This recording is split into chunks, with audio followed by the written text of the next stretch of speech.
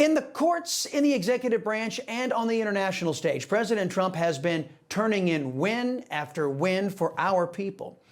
But when the president has had to rely on Congress to deliver for the American people, the successes are, well, more elusive.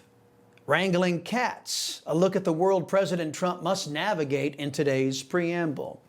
You know the old saying, you just can't trust some people? President Trump is a victim of that, I believe. Remember I told you how President Trump just endorsed several Republicans in Texas. Some are conservatives, some are actually Republicans, and others are fake Republicans. But they all came together finally to do something to benefit our people through parental school choice and education freedom, earning the Trump endorsement. But here's the kicker. President Trump wants to build the GOP majority in Congress so we can all avoid the Democrats issuing one falsely predicated impeachment after another the way they did in the first term. Trump knows there's too much at stake to allow the Democrats to resume their efforts to continue America's decline. President Trump wants 5 more GOP seats from Texas alone through redistricting. Only one problem: those fake Republicans I mentioned.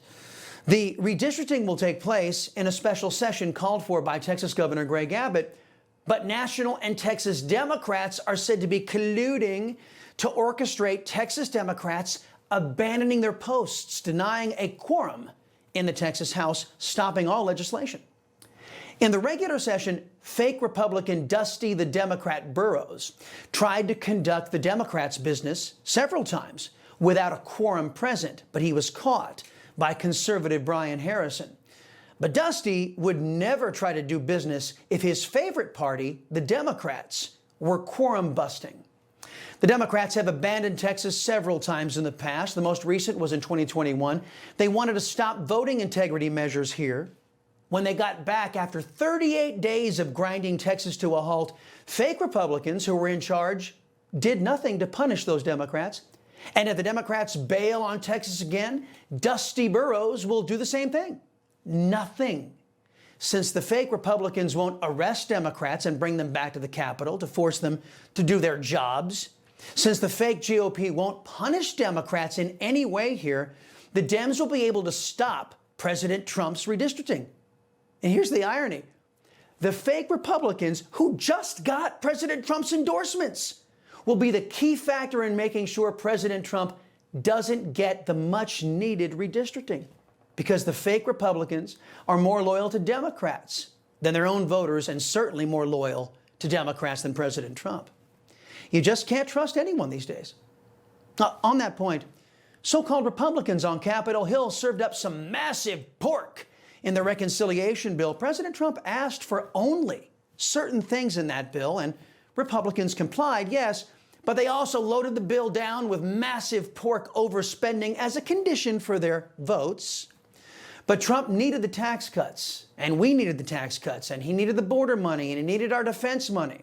So the president said he'd try to deliver for the American taxpayer by a series of rescission packages. The first is a $9 billion savings measure to kill overspending on useless foreign aid and for the even more useless left-wing propaganda arms of NPR and PBS. Folks, $9 billion is a rounding error these days when it comes to Washington overspending. But even that paltry sum was too much for some fake Republicans.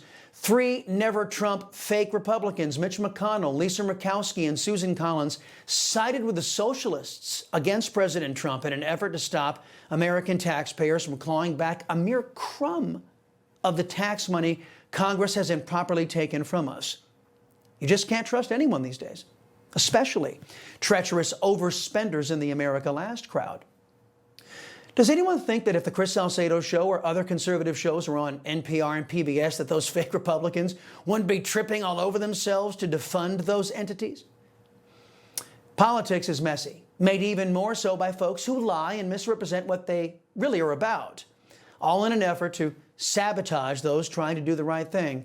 This show, and I believe those in the America First Coalition, are in it for a special interest group that has been too long neglected in this country.